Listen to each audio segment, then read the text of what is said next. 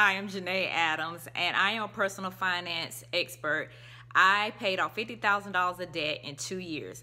Now, this is going to be the first of a series of videos, and this video is around what I did during the Great Recession to pay off the $50,000 of debt in 2 years, but what put me in a better position financially for today in the recession we're going through now. Now, a lot of people are not waiting for the economic indicators to say that we're in a recession. 6.6 million people who filed unemployment last week can pretty much tell you they're in their own personal recession. And I know what they're going through. I was laid off during the Great Recession, and then I started opening up bills and realized, guess what? I'm also in $50,000 of debt as well. The 3 steps that I'm going to share with you on this video is what I did at the beginning to put me on a path to pay that 50 grand off of debt in 2 years. Now, the first thing I had to do after I got off that phone call saying I was laid off, after finding out I was $50,000 in debt, I had to take inventory. The reason I even found out I was $50,000 in debt is because of the inventory that I took. I got off the phone with my former employer, and I started opening up bills. And I opened up the student loan bill, and I opened up the car note, opened up some other medical bills that actually made us more than $50,000 in debt. And I wrote down the numbers. I wrote down the numbers to exact penny. So if our student loans was $25,000 in our head, more it was like $25,572.22.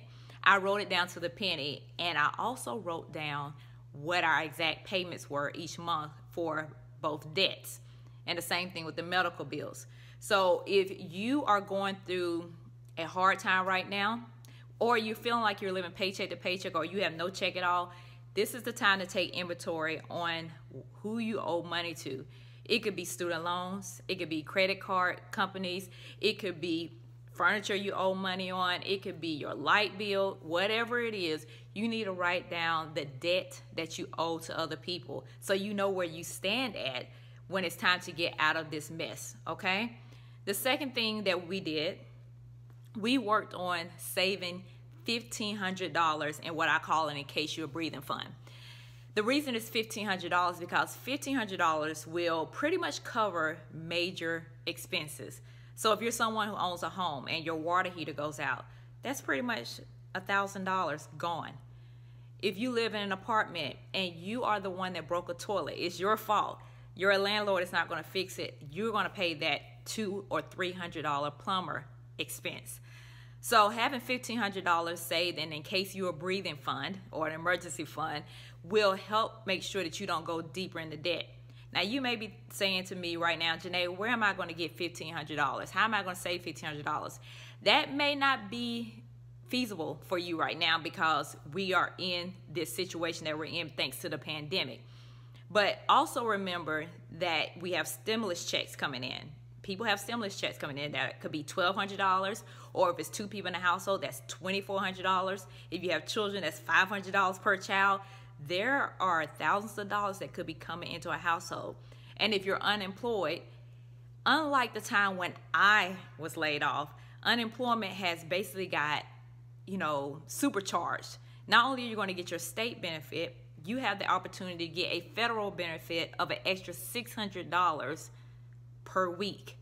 So although you might be saying, where am I going to get this money with the $1,500, understand that in the next few weeks, maybe months, you're going to have thousands of dollars coming into your household, and that can be used to be saved. All right.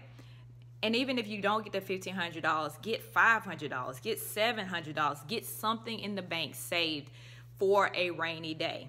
And that is exactly what we did. We made sure that we had the $1,500 saved before we started paying extra on the debt. Last but not least, it's time to look at your expenses. It's time to think about what can be adjusted during this time. Not just cutting out and cutting back, but seeing where you can put a pause on some things. Unlike the time when I was laid off, you have so many options right now. There are electric companies that are allowing you to delay payment, and they're not putting fees on you. There are water companies doing the same thing, utilities companies as a whole. You are able to get a delay on your mortgage, and majority of the mortgage companies, and they're going to put it on the back end of your mortgage, at least they are supposed to.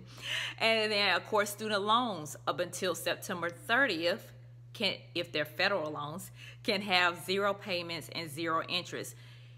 You're in a much, believe it or not, much better position than I was during the Great Recession. None of this was available. I couldn't put a pause on my mortgage. I couldn't put a pause on my light bill. I couldn't put a pause on my water bill or my trash bill. I couldn't put a pause on anything, not the student loans, not the car note, anything. Now anything that has a loan or a payment to it, more than likely, if you are having financial hardship thanks to COVID-19, and you say that to the creditor, you're going to more than likely get some help.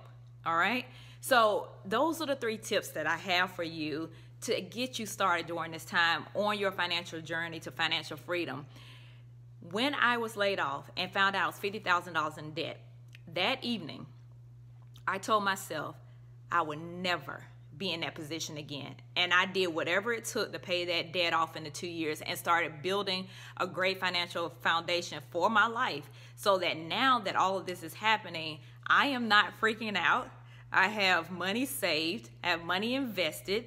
I am in a calm state where I can sleep at night. And so if you don't like where you are financially during this time, make it up in your mind that you will never be in this position ever again, and start taking the steps, even just the 3 steps that I talked about, to get on a better financial path going forward. So like I said before, my name is Janae Adams. I am a personal finance expert. I speak all over the country, all over the world, to corporations as well as colleges and high school students about how I paid the $50,000 of debt off in 2 years. And so thank you for watching this video, and feel free to comment, feel free to ask any questions, and much success to you on your financial journey.